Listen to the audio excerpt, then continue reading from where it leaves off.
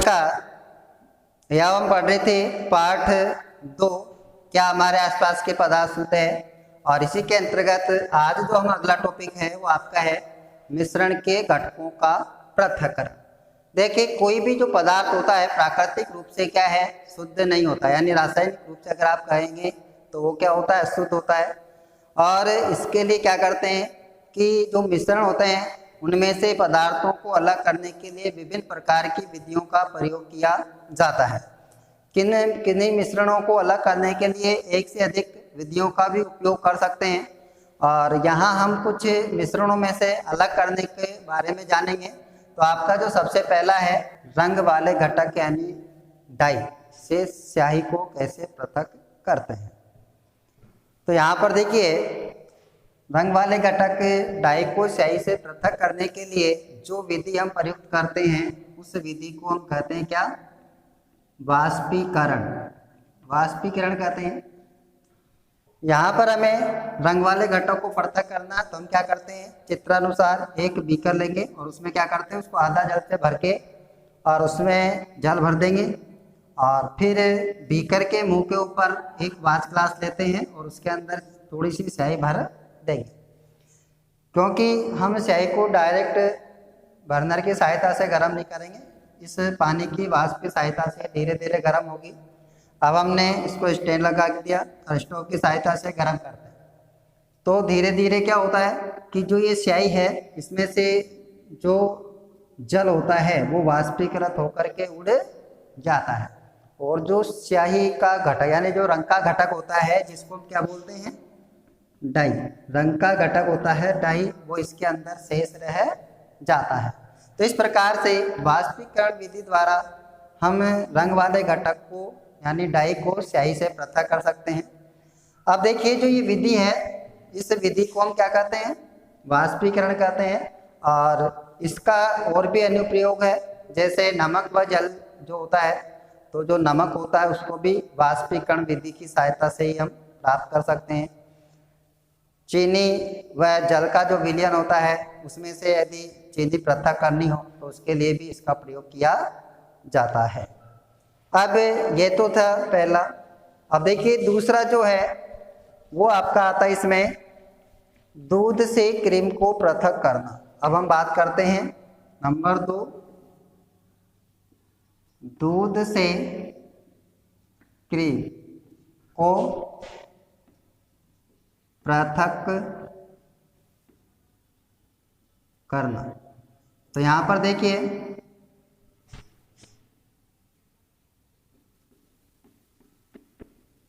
हमें क्या है, दूध से क्रीम जो है उसे पृथक करना है। तो दूध से क्रीम को पृथक करने के लिए जिस विधि का हम प्रयोग करते हैं उस विधि को बोलते हैं हम अपकेंद्रण विधि।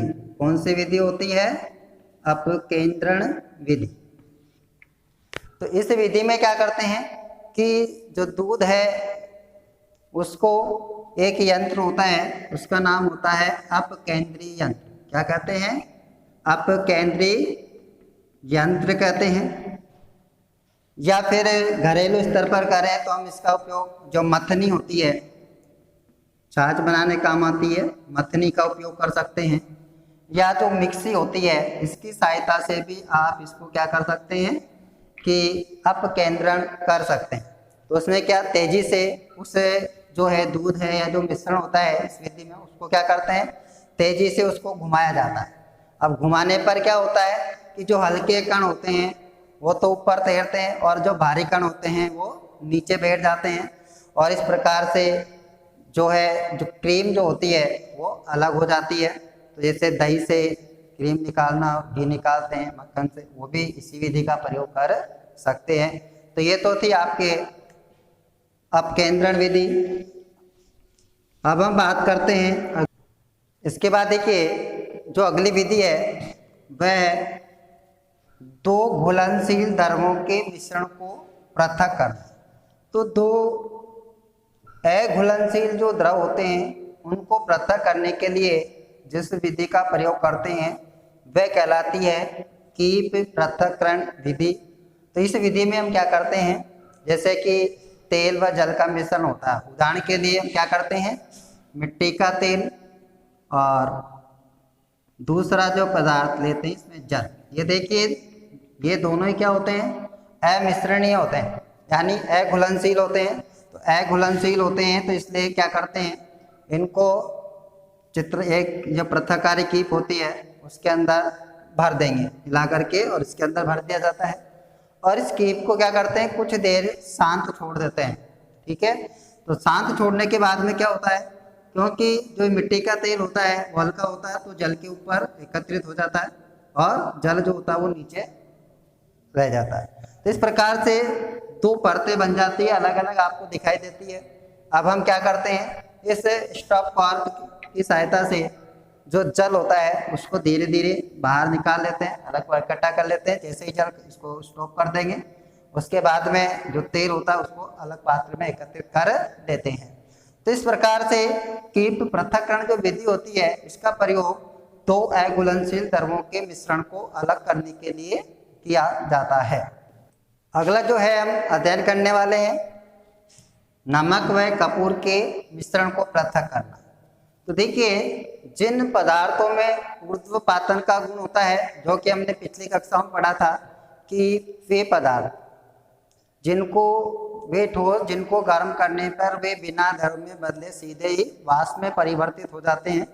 तो ऐसे जो पदार्थ होते हैं ऊर्ध्वपातक पदार्थ कहलाते हैं, जैसे कपूर है, आयोडीन, नौसादर, तो इस प्रकार के पदार्थ होते हैं, इनको हम ऊर्ध्वपातक पदार्थ कहते हैं। और इनको पृथक करने के लिए जो विधि प्रयुक्त की जाती है उसको हम क्या करते हैं, ऊर्ध्वपातन विधि कहते हैं। तो यहाँ पर देखिए विधि का नाम जो है बता सकते हैं, ऊर्ध्वपातन विधि। अब जो है इसमें हम क्या करते हैं, हमें नमक व कपूर के मिश्रण को अलग करना है। तो हम क्या करते हैं, एक चीनी मिट्टी की प्याली जो होती है उसमें नमक और कपूर के मिश्रण को भर देते हैं और उसको चित्रानुसार स्टोव पर ऐसे रख देंगे। अब इस चीनी मिट्टी की प्याली जो होती है इसके ऊपर क्या करते हैं, उल्टी की ऐसे रख देते हैं और इसके यहाँ पे जो मुंह में रुई लगा देते हैं ताकि कपूर की वाष्प बाहर ना जाए। अब हम क्या करते हैं कि इस जो है चीनी मिट्टी की प्याली को स्टोव की सहायता से गर्म करते हैं। तो गर्म करने पर क्या होता है, जो कपूर होता है वो वाष्पीकृत हो जाता है और वाष्पीकृत होकर और जो कीप होती है उसकी दीवारों पर यहाँ पर चिपक जाता है और जो नमक होता है वो यहाँ पर शेष बच जाता है।